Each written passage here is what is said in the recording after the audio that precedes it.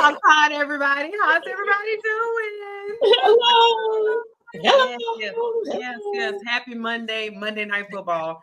Background is a little different. I'm in a hotel in Minnesota with the Vikings this week. I probably hit up all the teams this season. Hopefully not, because I'm tired. But anyway, let's talk about football. Football this week. Our boy Tua Tagovailoa suffers another concussion this past Thursday night. I think this is his third one. He says he has no plans to retire, is what he tells NFL Network insider Ian Rappaport. Guys, he's 26 years old. He was a former top pick, played at Alabama. We love Tua, but what do you guys think about this concussion situation and his health? Scary. Can I see? Scary. It is absolutely scary. And I really wish he had someone on his side, like his agent, that would encourage him to talk to his family, man. Like, he is so young, and I don't think he's thinking longevity. He's thinking right now. And that part of it is, to me, is horrible.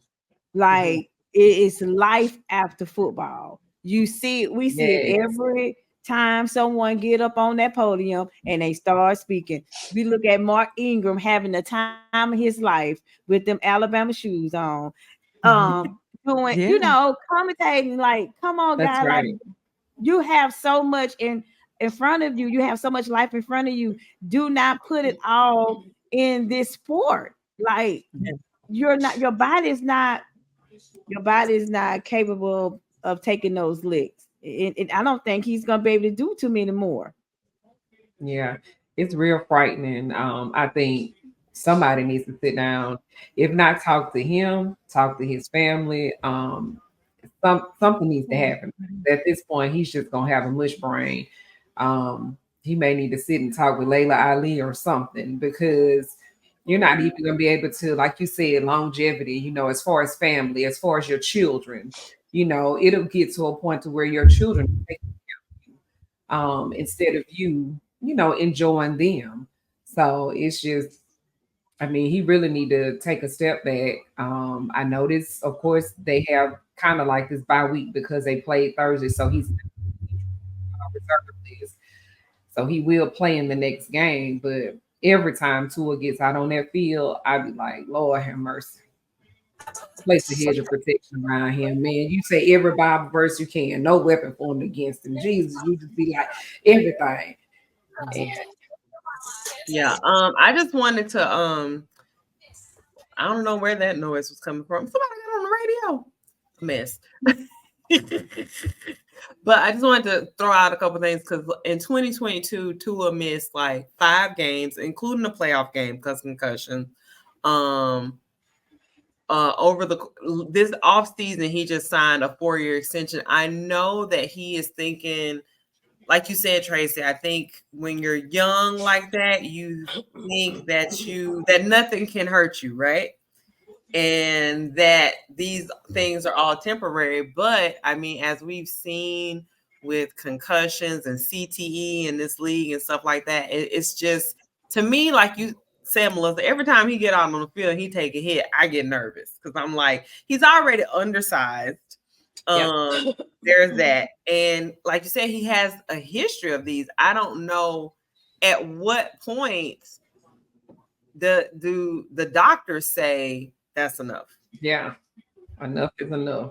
Well, when I was listening to Randy Moss speak, which that segment was so good, because one of the things that Randy Moss said was the doctors is really working for the team, the owners, so they're not going to say it. You're gonna have to go to that special doctor and say, look, hey, this is what's happening. This is how your brain is rattling. This is how it look.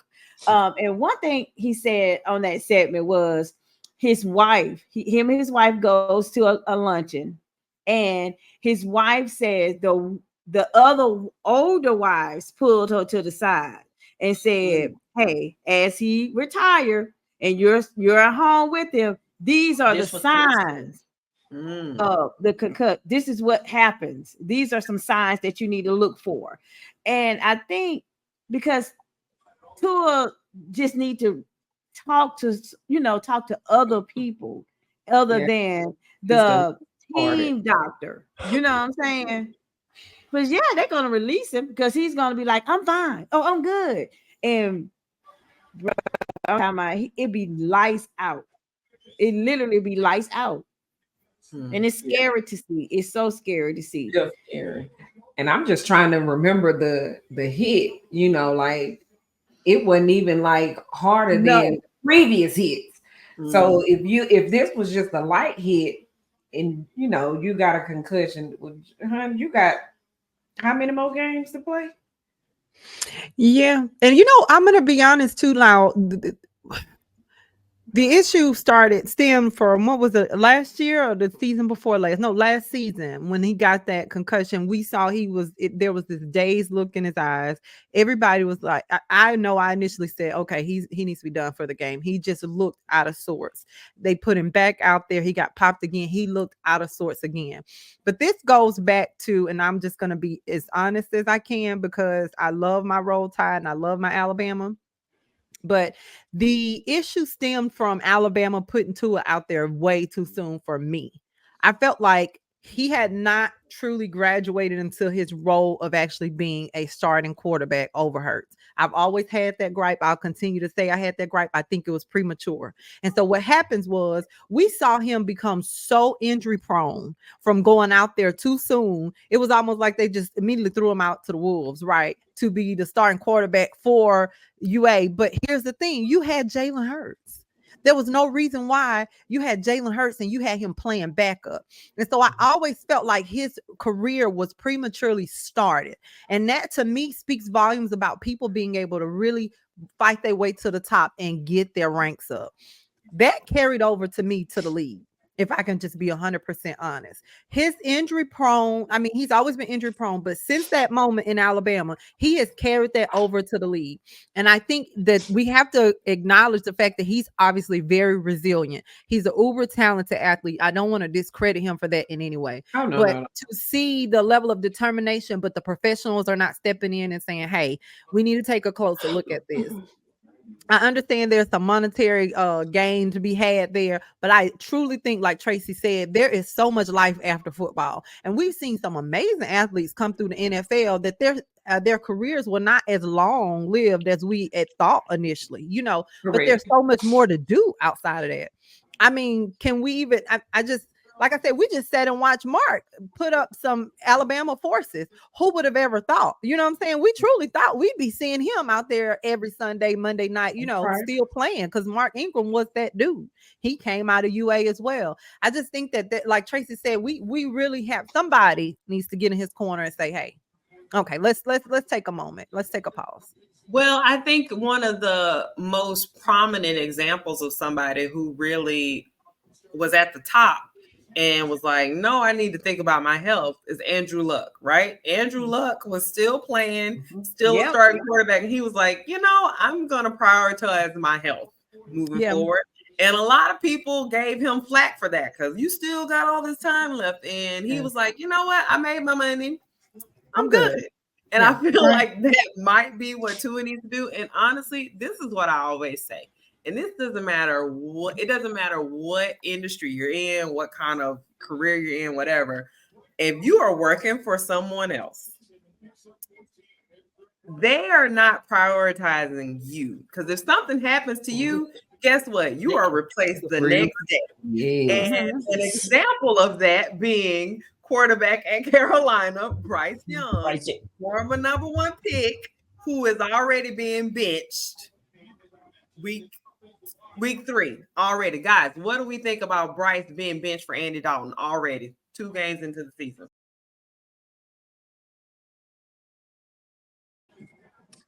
Bryce looked as if the coaching staff, they look confused on what plays are we playing, how we going. So he's not, to me, focused on what style of playing that we're actually doing. The other issue I see with Carolina is they O-line is still horrible. But they are the worst. And that was one thing that we talked about with drafts. How much linemen did Carolina pick during the draft?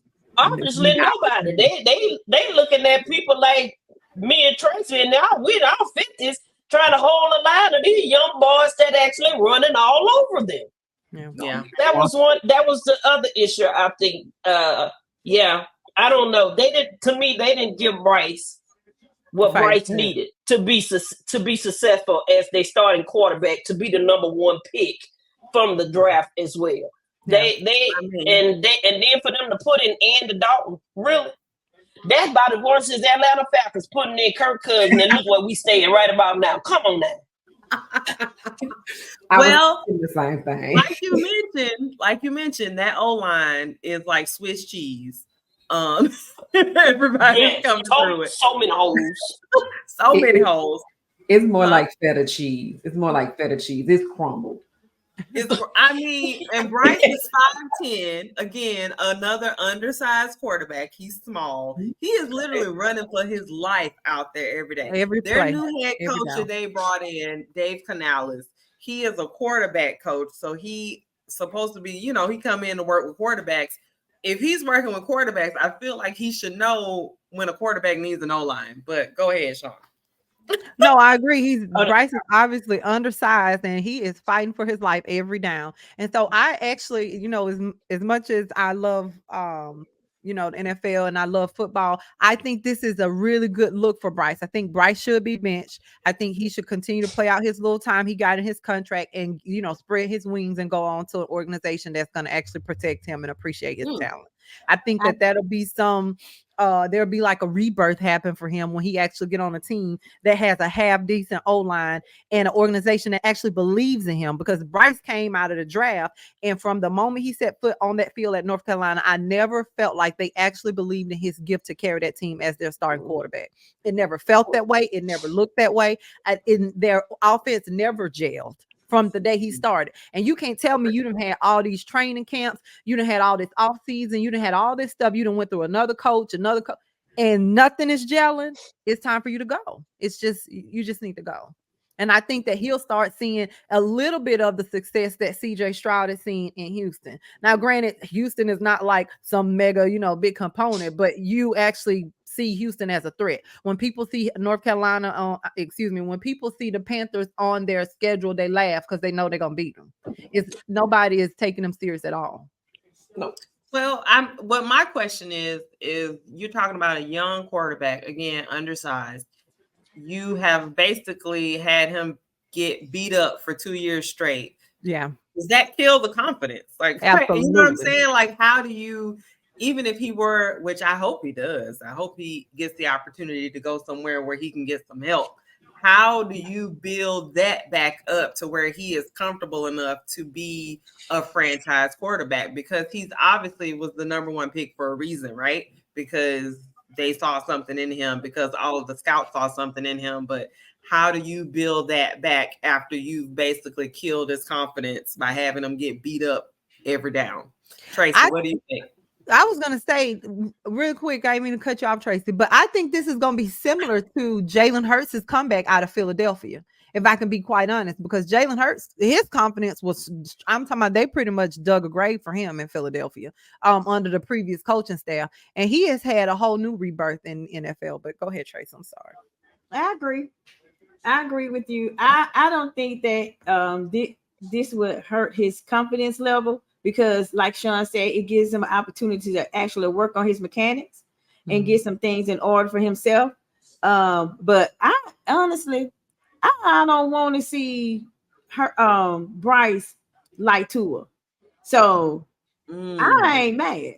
I mean, I know that he might be a little hurt, because that's just the competitive nature everyone has, playing the sport. But when you look at it long term, child, have that seat, because you again ate up that pay. Yeah. Collect your points.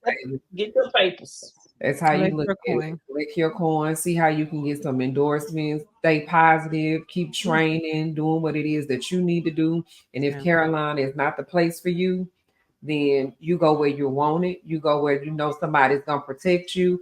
And if these people feel like your O-line is gonna protect Andy Dalton, sit back and watch with the rest of us because it ain't gonna happen. Go But ahead. at what point will the owners actually say, okay, we need to build around our quarterback and not continue to trying to build up this coaching staff that ain't changing with our players actually not giving what's actually needed. When the people stop coming to the games, when the people stop. Well, I'm gonna tell you, my supervisor went to the game on yesterday. He got back to the office. He said, "Oh, I'm well rested." I said, "How is that? You done drove 3.5, 4 hours." He said, "Oh, because I slept through the whole game yesterday Yeah. at the stadium." Wow. At the stadium. I agree, though. I agree with Sean. I agree with you and Tracy. Like, I feel like Bryce needs to get out of Carolina. Yeah. And because there are plenty of teams around the NFL that can use a quarterback. There are some names that I'm looking at starting right now. I'm like, really? That's the start? That part. And you talking about you benching Bryce for Andy Dalton. Be so for real. If you're gonna be anything, be for real. I want to give a shout out to those New Orleans Saints. We that.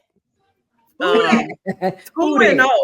The most potent offense right now in the NFL. I think they had scored on pretty much every drive up until the third quarter of that game, putting up the most points. Alvin Kamara, 4 touchdowns. Derek Carr hit the Michael Jackson in the end zone. I mean, they are gelling. I'm shocked. Is anybody else shocked? I'm a little shocked. Yeah. I ain't shocked. They wasn't none shocked about that. Everybody know who Dallas is. Well, no, we're talking about who the Saints are. Exactly. About our offense. Oh, well, the Saints are the Saints. They got to prove themselves. They had to show something. Yeah. So why not do it in Dallas where everybody putting their money on Dallas? Everybody won't put their money because Dallas is the American football team. Dallas is what everybody says. I'm just saying. Yeah, Dallas is an America's team, and I think going into that game, I feel like Dallas fans to me are like Auburn fans. It's like, can you stop? They have so much hope, going into every season, and it's just so impressive because their loyalty is so serious, to their team. And every single year, I mean, it's like they just get let down. It's like, how long do you, I guess, we can go back to our paper bag eras as Saints fans. You have to stay down with your team until they come up, and so that's what they're doing. I mean, I would say Clint Kubiak, who is now calling the offense down in New Orleans, has breathed new life because honestly, from what I saw of Derek Carr and that team last year, I feel like they had weapons, but something just wasn't connecting. Yeah, they just weren't gelling because you had all the same people that you got there now, right? Yeah. So it's like, but now I'm seeing Derek Carr's got him a little confidence. Like I said, he was hitting moonwalks and stuff, and I'm like, who is this? First of all, right. He done got a little something on him. He done got him a little old Travis Kelce swag. Right, he's trying to, getting a little swag. He had some gumbo. Yeah. The defense was awesome yesterday as well. Look how many turnovers that the defense actually got off of Dallas. And post CeeDee Lamb. He tried. I swear he did. He was all over the field, but he just couldn't pull through yesterday.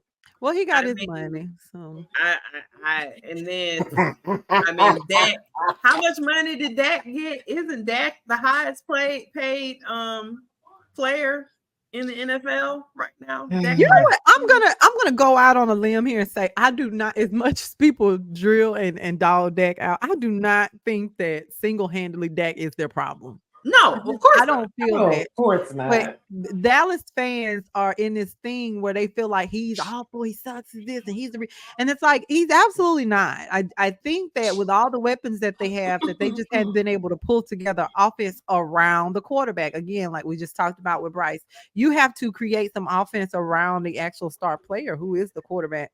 And if you don't do that, you're going to keep having the unsuccessful seasons and the interceptions that you're having, early on. I think part of their issue again is personnel. I do not think that he is the main source of why their offense is not connecting. But who am I? Tracy, your face, you saying something, but your mouth is moving, but your mic is not on. But what were you saying? I was just basically saying, that's funny. But last year the fans wanted to get rid of the head coach. Mm-hmm. Yeah. Then they had this big old thing. Okay, we need to get rid of this head coach because he is just not calling the offensive coordinator wasn't working for him, the head coach wasn't working for him. Like Jared Jones is in everybody's business. You know how that goes. He's just who he is. And you can tell that same old thing that was happening last year is now coming over into this season.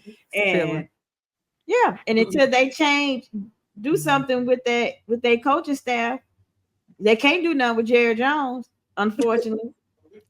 I told you, and you can't do nothing with the coaching staff because he's the one that's controlling all of it. That's correct. And this is what you're gonna have. You get Zeke Elliott back. You got that. You got so many weapons on your team. And then, like Crystal said, they defense played trash, but it's because of the defensive coordinator. What were they thinking about? They was leaving Alvin Kamara open all game. He was smoking them down, and it was like, bro, it was like no Friday Night Lights or something. It was horrible. And I didn't expect that. I really did not expect that. I know I'm not the only one. I did not expect to see such blowout yesterday. Yeah. Go ahead, Chris. Well, Dallas defense got ran off the field. Yes. For one thing, because New Orleans linemen, they opened that hole up so much for Kamara. That's how you pronounce his name. Mm-hmm. Alvin, AK. They opened that hole up so much for him that he averaged almost 200 yards in just rushing yards yesterday. Mm-hmm. Right along with how many touchdowns did he have? Yeah. Four touchdowns. Right. Dallas defensive coordinator is Dan Quinn that came from Atlanta Falcons. That's their defensive coordinator. Yes. Right. Last year they was bragging about him and how good he had formed their defensive coordinator. Now they got this new guy. I don't even know who this new guy is because they ain't gone. And their defense was actually getting ran off the field yesterday. Yeah, I will give Dan Quinn that he has been successful as the DC in most places that he's gone to. I don't quite know if he was quite ready for the head coaching role, but I will also argue again, like I said, the offense with Dallas is not the biggest issue. Their defense couldn't stop Saints on no turn. I mean, they literally couldn't do nothing with them. They couldn't do nothing with them, and it was like park ball against the real high school, and that I mean. Well, that explains why the Dallas Cowboys play like they play. Yeah. Jared Jones is probably in park balling in the playground. I don't know. I'm just saying, like his mind is playing park ball, not professional. I never had much liking or much I never follow him that much to really say if I care. Yeah, so I don't truly know, but I know they have some personnel issues in Dallas that are obvious to the naked eye, and I don't understand why they don't see them. And the team has too much talent to be going through these type of ebbs and flows. But moving on college football. Lots to look at. Take it away. Well, college football, Alabama is being Alabama. When the season actually started, I don't even think they had Alabama in the top 10. Now Alabama is ranked number 4 starting this week. they played Wisconsin Badgers, which I thought Wisconsin was going to give Alabama some kind of competition. There was no competition at all. That was what Sean just stated, that park ball against the top high school. Well, then Wisconsin had a starting quarterback. He got hurt, right? He did. Went out. Yeah, he got hurt. So that's what some people saying. They believe they would have been a better game. They don't believe they would have won. Just looking at their offense and what they had going on defense, obviously they wouldn't have won, but it would have been a better game. It wouldn't have been a blowout like it was. Yeah, I don't think when he got hurt, the game was doing much either. So I don't know. No, it wasn't. And too, people don't understand the rhythm of Alabama football. And so a lot of times when I'm watching the games, I'll get text messages in the first quarter and the second quarter. My friends, they do it every single year, especially the most stanky Georgia Bulldogs. They're in my inbox with the big old eyes. What's going on with the Tide? The Tide didn't die or Roll died. It's all this craziness. And I don't ever respond until we get deep into the third quarter, because Alabama plays on an upward trajectory. If you've ever watched the Alabama game, they play at pace. They start off very slow. I will give them that. I think for the last 3 seasons, I feel like we've started out very slow. We'll come in at the top of the game and we'll get a quick score, and then you'll kind of see us just taper down for a little bit. But it's something about that reset after that halftime, where Alabama comes back with like new fresh legs, right? And so maybe about into the third quarter, I messaged and I said, well, what was going on? What was said? And see, they never have anything to say because Alabama plays at Alabama's pace. Now, the only time where that is not as effective is when you're playing true competitors like your Georgias and your Auburns. Auburn is only competitive when they play Alabama. They don't compete when they play anybody else but Alabama. Let's be clear. They play and practice in the offspring and the spring season, in the off season, for the one game at the Iron Bowl. But anyway, so yeah, I'm always impressed with the way that they're able to just kind of hold on and get back to Alabama football. Yeah, I think if Wisconsin hadn't lost their QB, they kept it kind of tight for a little while. And I think that is because of, like you said, how Alabama plays and kind of the rhythms they play in. But it was just like, I remember watching a couple of those touchdowns and thinking, especially I think when Milroe was running in, I was thinking, Wisconsin is too slow. Like they weren't going to be able to slow Alabama down. Like their DBs couldn't catch up. Like it was almost like they were running in slow motion trying to catch Milroe. And I was like, they're not going to be able to stop them. They just weren't going to be able to stop them. And I think that is actually a function of that conference. That's kind of been Wisconsin. Like they play that old fashioned kind of grit Midwest type football. And, that just ain't gonna cut it. That's true. That's true. I'm sorry. So who does Alabama play next, Chris? Ooh, Georgia. Next week, they got a bye week next week. They don't play Georgia this week. They don't play Georgia until the following week. Yeah, both of them actually got a bye week this week. So they're coming off of well rested, both of them. I think that this is probably a rest too that Georgia needed, because that was a sticky icky game against Kentucky. That was an SEC school, but my God, I don't think people expected that. And I'm glad Sean brought that up. Let's talk about this Georgia and Kentucky game. What is wrong with Kirby Smart? Because his smartness ain't smarting right about now. I think he went down the dum. I'm gonna tell you what's wrong with Kirby. How y'all get let Kentucky of all teams? I'm looking at the doggone stacks from that game. Kentucky and Georgia was neck and neck through all 4 quarters. Oh yeah, let me tell you something. 4 quarters.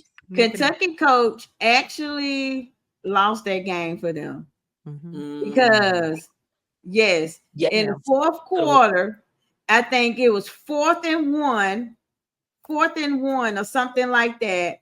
And he was too afraid. He did not have any confidence in his team. And he turned that ball over with 3 minutes left in the game. 3 minutes. I could not believe that. I'm like, Scream. dude, how you done been you actually held your own, because the only points they ever got was the doggone field goals. That's how they ended up where they was. They got that one touchdown, but field goals carried them.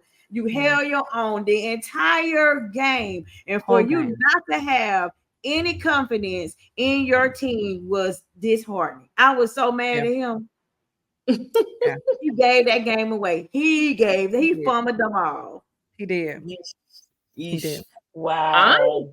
I'm just curious. I mean, I think that game kind of demonstrated how you beat Georgia. I don't know. Who's the quarterback at Georgia these days? I don't pay much attention to them until they play Alabama. Who is Georgia's quarterback? Beck. What is that? That Beck, whatever his name is. He was 15 for 24 with 160 yards. I mean, that ain't gonna cut it against Alabama. No. Not gonna happen. No. And I'm gonna tell you another thing. Against a team like Alabama, the offense that I seen Georgia put up is not only incredible, but the defense against Alabama's offense. All I can say is what my daddy used to say back in the day when we were watching some true competitive football: get ready. Because that the speed that we have on offense and the defense that I've seen that Georgia has produced thus far, they're gonna have some problems. And I'm not trying to speak too soon or do anything, because I understand that Georgia's obviously, huge competition. But I just haven't been impressed with their defense, not against a stealth Alabama offense. Our offense has been pretty solid, if I can say so myself. Well, we'll see, because if Alabama play Georgia like they played South Florida, I'm not answering my phone for you. She gonna have a heart attack by herself, Tracy. I'm not gonna be able to do it. You gotta have your own ED beside you. Okay, Tracy, I'd like to know, why are you in here showing out in front of company? You know you gotta answer this phone. Can you stop? I might answer it, but I'm not gonna be able to take out I told you I might answer it. Stop showing out in front of guests. Well, it's gonna be quite 2 weeks from now. Can't wait for the show, the after show, because it'll be interesting one way or another. Yep. And obviously we will all be busy on that Saturday, glued to our TVs. Booked and busy. Can't wait. But let's switch it over now. Let's take a turn to the W. What's going on in the W? Oh my goodness, the thrills that I get every night watching the W.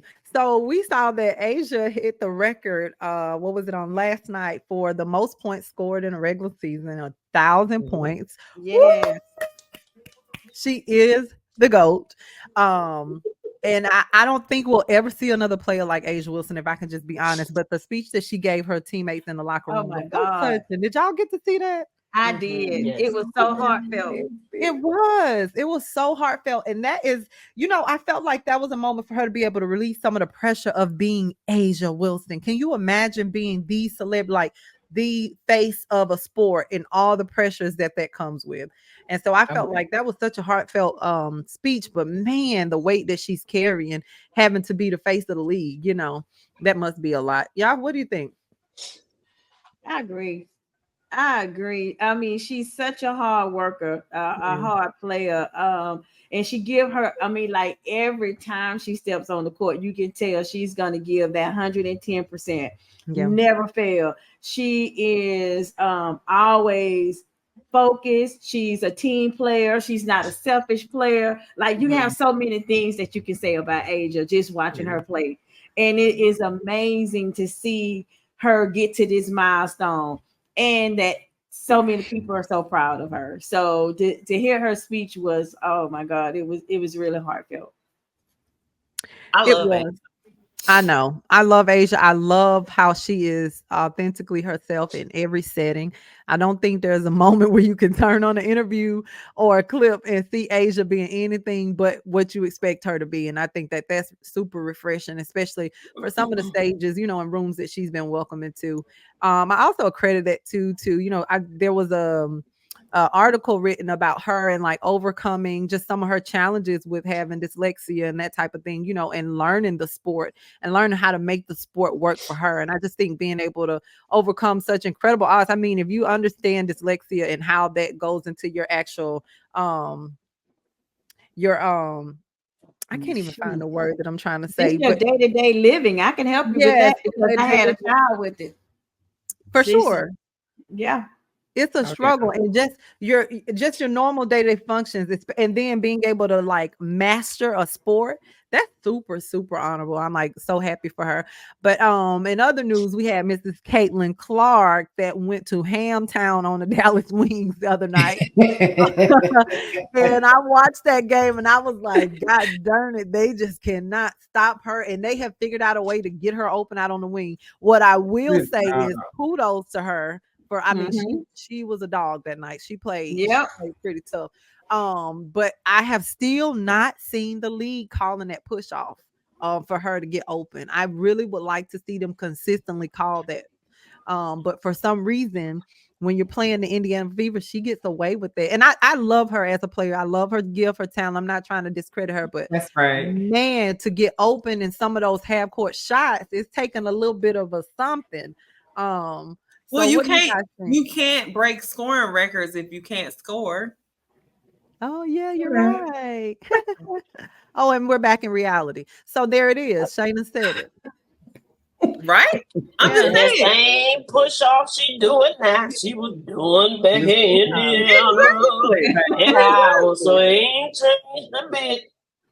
She just went It from college to depends the on W. where they're That's playing. it. And I'm gonna tell you, this is why I take such issue with the refs, because depending on the setting that they're playing in and the team, when I say the team, I mean the players on that team that they're playing, they will actually Yes. call that foul They because were she got actually lit Yes. up. She got lit up big Yes. time against the Aces for that foul.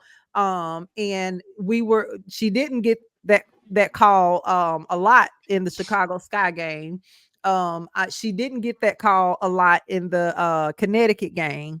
I mean, y'all know I'm a huge fan of the W. I go to the games. I try and support as much as I can. But when I see that and I see the inconsistency from game to game, it makes me raise my eyebrow. And I don't know what y'all think about that. I was trying to Yeah, I raise an have. eyebrow, but I just ended up closing You my got eyes. your eye got hung up. It looked like. It looked like that thing got stuck. Don't You do done that no raised both of your eyebrows, but you ain't raising eyebrow. Listen, that thing got stuck. Don't do that no more, sis. Listen, girl, you got scared me. Don't do that.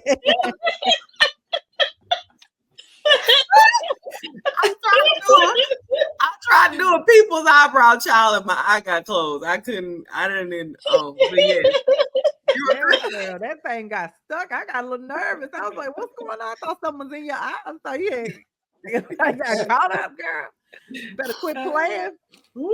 But yeah, I agree. Like just the consistency overall, I think is one of the things. But guys, let's talk about the top six. I know we just got on the board with Philadelphia in this Falcons game, which is treacherous. But let's talk about these top 7 teams that are in this WNBA playoffs. So we got New York Liberty, we have the Connecticut Sun, then we have the Las Vegas Aces, we have Seattle Storm. And we have I'm missing somebody. I know we have Indiana now. Minnesota. That's what I was missing. Minnesota Lynx, then Indiana, then we have Phoenix Mercury. And so we have the last spot that's open now, and it's a toss-up between Chicago Sky, Washington Mystics, and Atlanta Dream. And so I've been going back and forth with this because we'll be at the game tomorrow night between the Atlanta Dream and the Chicago Sky. And I'm literally just looking at the games like this at this point because I love both. And my little sister is out for the season. I still love Kennedy, but I'm just kind of feeling like either one of y'all take it. But do not let Washington Mystics star behind come back and get in this playoffs over y'all. Like, can we stop right now? I think it would be hilarious if Washington gets into the playoffs because they were Very. pretty much last place the whole Oh, well, they've The been dead whole last. The Sparks season. were. Yeah, the Sparks have always been dead last, but Washington was right above them. They were right there. The Sparks and Washington were right there together in Yeah. last place. They were alternating who wanted it the least. And Who wanted it the least? I'm going to tell you though, the Sparks, I mean, the Mystics got their key players back at the right time. I will give them that because they were fighting through a lot of injuries. I don't think that the team itself were just less talented. They just didn't have all their star power. Another thing too is when we look at the actual season closing out, they have the toughest schedule remaining. They have New York Liberty on their schedule, and I want to say Connecticut. It's either New York and Connecticut or New York and Las Vegas, which is going to be they have like the toughest schedule remaining. They got New York and Indiana left. Oh, Indiana Fever. Oh, okay. So New York and Indiana, I think that's the only game I'll ever probably root for. Aaliyah is in that game right there. But then you have Atlanta, and Atlanta has Chicago Sky, and I think what's it? The Liberty. They got the Liberty. Oh. And I think Chicago was favored because they have the best schedule. They have Atlanta and who? Chicago has Atlanta left and the last game. Did I play Connecticut? Suns, Phoenix. Suns, yeah. Oh, Phoenix. Suns. Okay. Oh. As long as Khalil Copper is out, they'll be okay. But God, Jesus, if she come back, they're gonna have a problem because they just played them the other night. But yeah, it's a toss-up. Who y'all got taking the last spot? Nobody knows, nobody cares. Nobody's passionate about the W like I am. I'll take it. I got passionate. Yes, we are. Come on, you are not the logo, so chill out. I didn't say that. I said who y'all got for the 8th spot? Based on schedule, it should be Chicago, but they've sucked these last few games. So I'm actually gonna go Atlanta. I think Atlanta's gonna take the last. I hope Atlanta get it though. Me personally, I mean, I'm so close to Atlanta. So what I look like going for, even though I like my girl, don't get it twisted, but I'm gonna cheer for Atlanta. Yeah. I got Atlanta taking it, especially if Camilla doesn't come back, and if Diamond DeShields is out. Because I mean, you got Camilla Cardozo is hurt, Angel Reese is out for the season, Diamond DeShields is hurt, Elizabeth Williams is out. They just had to pick up a player for the bench to get the 10th player to be Atlanta. They need to regroup.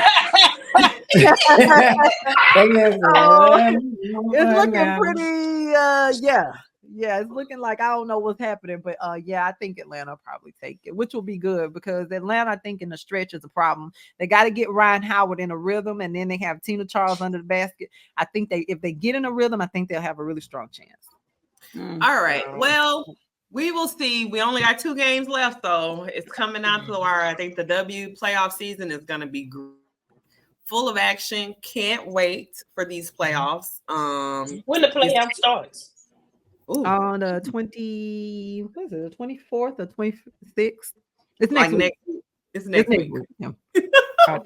Oh, it's gonna be here before we know it. It's next week. So we will definitely be following that very closely. Are the Aces gonna three-peat? We shall see. With that being said, make sure you go hit that like, subscribe button, comment, hit that notification bell. We are trying to reach 200 subscribers on the YouTube. It is at score Pep Talk Pod _ on YouTube. We are on all the things. So make sure you leave us a comment. We can't know if you're enjoying the show if you don't tell us because we're not mind readers. Please, just at least say something. Like, let's get a little rad about it. Please. I mean, we are a family-oriented podcast. And we got enough family members out there to be leaving comments. So I don't know what y'all doing, but anyway, I ain't calling nobody out. For real. No, you ain't got to, but they know if the shoe fit, wear it. They know exactly who you talking to. Okay, Cinderella. Don't make me tag you in all of the posts. No. You so silly. But speaking of family, our moment off sports this week. Tracy, take it away. Our moments out sports is that we want to give a shout out to our Dad's brother, Uncle Freddie. We want to say congratulations for ringing the bell today. Ring that You did it, Uncle Freddie. You did it. We are so proud of you. We Yes. prayed with Oh, you. We proud of prayed. We you. talked. You are proud of Um, me. We are and proud of you you. know, we know that you had to be very strong to go through what you went through. Just Yes. know that your family was behind you, rooting, and we love you. And that's our moment of sports. Yeah. Congratulations. That's Congratulations awesome. for ringing Give the it up bell. for a little bit of a family night. Okay. Okay. Yes, congratulations, Uncle Freddie, for ringing the bell, cancer free. Yes, And such right an now amazing is thing. actually Crucial Catch in the NFL, which is our cancer prevention detection campaign that we do every year. So go to the Defender, go to the NFL.com/Crucial Catch to find out where you can get screened for any type of cancers, because early detection saves lives. Save lives. And Yes. Awesome. Yes. Yes. And Life will be saved. oh my God. see how she be just freestyling it. Sorry. On that note, great show tonight, ladies. Make sure you leave a comment for us. We love hearing from our viewers, and we Yes. are going to do what? Put them to Put 'em sleep. Put them to sleep. Good night. Oh, put them to sleep. Put them to sleep.